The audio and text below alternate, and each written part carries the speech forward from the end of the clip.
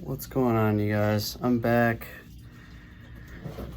at it again with another video, and today I'm going to be talking about the off-season trades the Bears, the off-season move the Bears have been doing. They've been hiring people here and there. They hired the GM, Ryan Poles, who I'm very high on. They hired head coach Matt Eberflus, who doesn't really have much of a resume other than as a head coach, other than being a great defensive coordinator. He will not be calling defensive plays, so it'll be nice to have a change of pace where, you don't have a head coach that's calling plays. So it'll be nice. They hired Alan Williams as defensive coordinator and Luke Getsy as offensive coordinator. I'm not really going to get into the position coaches. But let me talk about this hiring of the GM first. So he's been in Kansas City since 2009 after he got cut by the Bears and I believe the Packers in 2008. He went undrafted in 2008. After that, went straight into the front office. And he was with the Chiefs from 2009 to 2021. He's gotten promotions. I think he was the director of scouting, college scouting at one point, and then I think his final position was, he was an assistant general manager, but he was high up there, that's for sure. I really like this hire. I think it really could turn out well for the Bears. We'll just have to wait and see, though. Free agency starts in March. The Super Bowl was yesterday. Shout out the Rams. Just hoping for the Bengals. But, we don't get everything we want in life, so just have to live with that. Now to the head coach hire, Matthew Eberflus. Honestly, I really didn't know that much about this guy until we hired him. He comes in with a really good defensive background. His defense has forced a lot of turnovers, which is a good thing, because we've had our struggles in the past. Minus 2018, we really haven't been forcing any turnovers. It'll be nice to see if Eberflus and Alan Williams can get Eddie Jackson back to All-Pro, Pro Bowl form. It'll be interesting to see if they can get Jalen Johnson to get his hand on the ball more. But I'm excited. It's a new Bears regime. It's a new season that's going to be kicked off soon. Another 6 months without football. I don't know how I'm going to be doing it, but I'll keep cranking out videos for you guys here. So even though I have absolutely no audience, this is more like a hobby for me, other than because I've got work and I'm trying to look for a second job now. So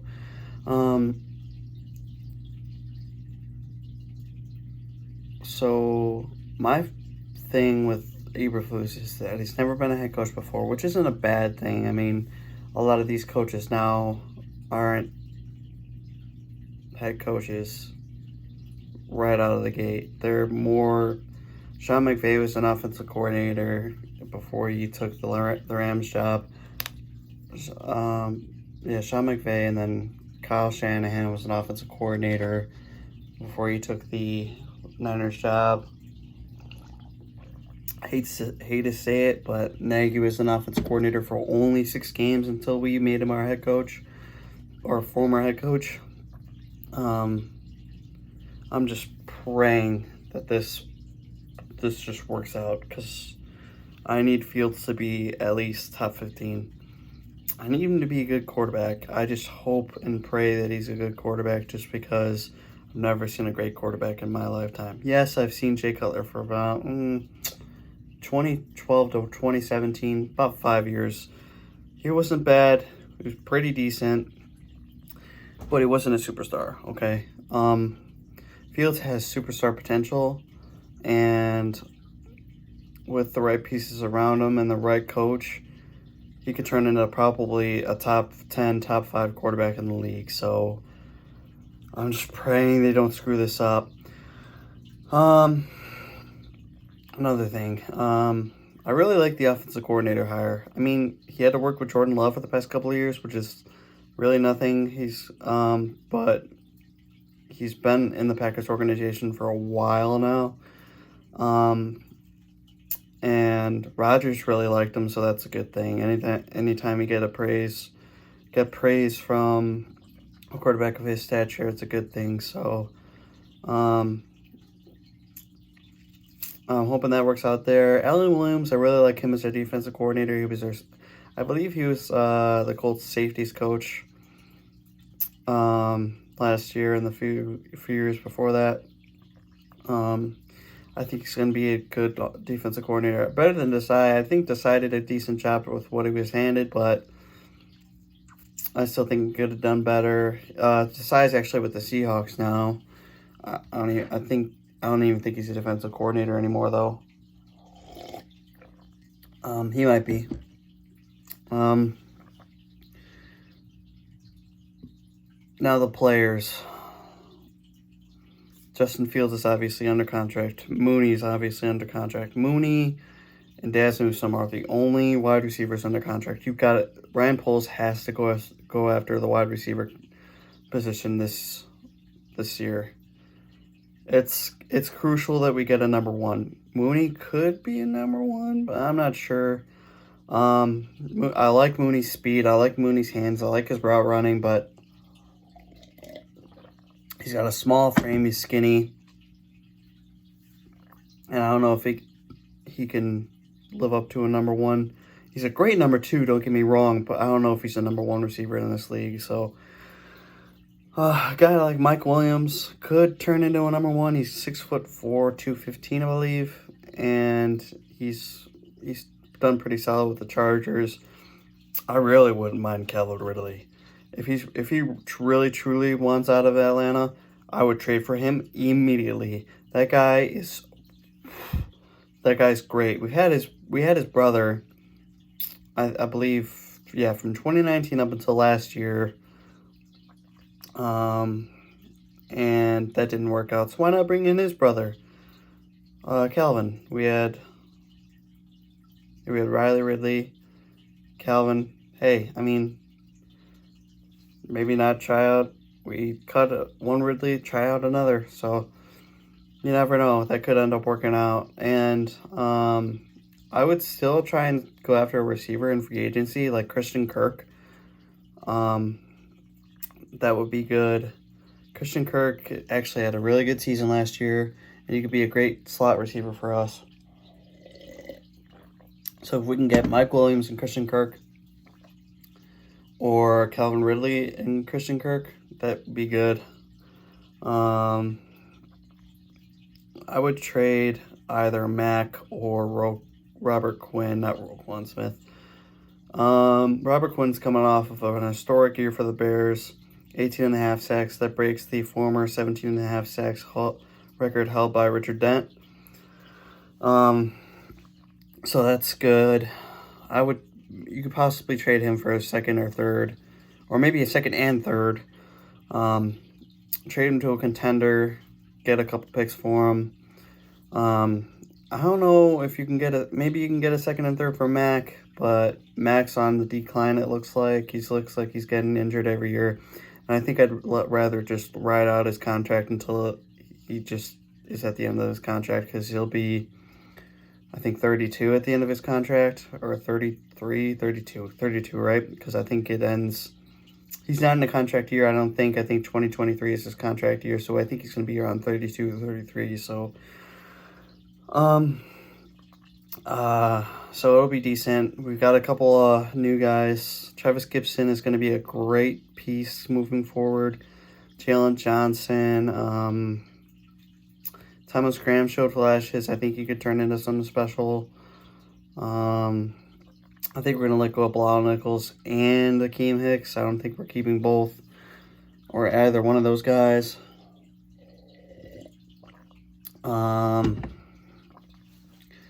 I think we should keep Eddie Jackson, but Eddie Jackson hasn't had an interception in the past 2 years, which is just sad. Like, I thought he would be, honestly, contending to be a Hall of Famer with the first couple of years he had. I mean, the guy had like 2 pick sixes in 2018 and like a fumble recovery for a touchdown. Hasn't been the same since. I just hope that they can get the most out of him in this defensive scheme. Oh yeah, and that's another thing I didn't touch on. We are moving back to a 4-3 Tampa 2 defense, just like what Lovie Smith ran back in the day. It'll be interesting because if we do keep Robert Quinn and Khalil Mack, they're going to be playing their natural positions at right or left defensive end. So that will be interesting. Yeah, it's I'm sorry I haven't been really active on here. I just really been busy. Work, personal stuff just been going on. So another thing I wanted to talk about was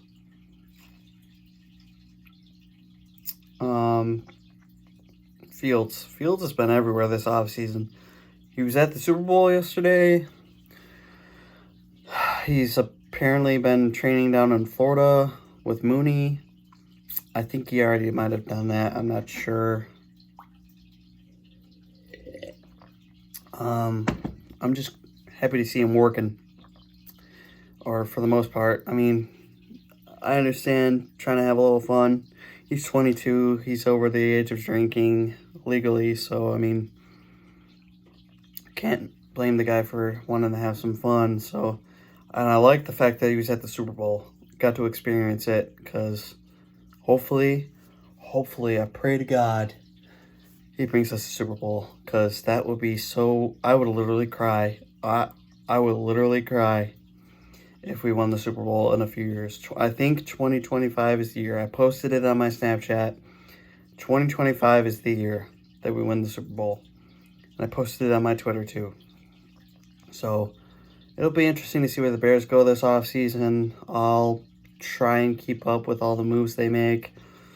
I'll try to have videos out and stuff like that, but it'll be interesting. So I don't know if I can touch on anything else, but excuse me. Yeah, it's just really going to be interesting to see what this new regime brings to the table, and what Eberflus. I'm sure the guys are going to buy into him just as they bought into Nagy the first couple of years. Well, at least I hope. Oh, and another thing, I don't think Cohen's going to be back. If we draft another running back in like the 7th round, running backs are the most replaceable position. Honestly, we might not re-sign David Montgomery with how great Khalil Herbert looked. David Montgomery, don't get me wrong, I love him. Great runner, very physical, elusive, but I mean, Khalil Herbert looked really good last year. And honestly, I mean, I wouldn't be opposed to us bringing him back, but if we're bringing him back, I'd only sign him to a 2 to 3 year deal. Because running backs are just too replaceable now. We literally found Jordan Howard in the 5th round, and he turned out, in the short time here, he turned out to be one of our best running backs. So, just as long as you don't draft Jeremy Langford 2.0, we should be fine. But Monty's in a contract year. I really don't know if we bring him back. Khalil Herbert's under contract as his rookie deal. I think if we don't re-sign David Montgomery this year, then we would have to draft a running back. Because Khalil Herbert would be our running back 1. And I wouldn't be opposed to that. He'd be pretty solid running back 1. But I really like Montgomery's pass catching ability, and I don't know if Khalil Herbert has that same pass catching ability. So that's one of the reasons why I might bring him back on a cheap 2 to 3 year deal. To me, he's a great runner, but I don't think he's proven to be top 10, top 5. Maybe when he's healthy. I think that injury that he had this year really hurt him and his stats because, I mean, he got injured fairly early and still ran for over 800 yards. So if he's fully healthy this year and he just absolutely balls out, I'm talking runs for 400 yards, maybe 10 plus touchdowns, also receives maybe 300 to 400 yards and a touchdown. I mean, I wouldn't be opposed to bringing him back. I really wouldn't.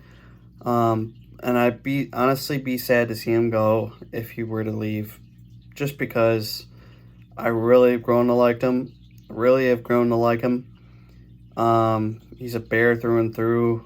But you know, that's just the business of football, just the business of the NFL. So it'll be interesting to see what they do there. Honestly, Mooney, I think he's only 23, so I would have loved to keep him as a Bear his whole career. He had a breakout season last year. I think he went for 1,055 yards and 4 touchdowns on 81 receptions. And I think he had a rushing touchdown too. Yeah, I think against the Vikings. And that was his breakout year. And honestly, if we get a solid number 1 to go with him, that might not be his best year yet. I mean, he could have a really, really, really solid year next year. I mean, he's got the chemistry down with Fields. Fields seems to really like him. So I would Mooney's going into his 3rd year. So, we signed him for a 4-year contract.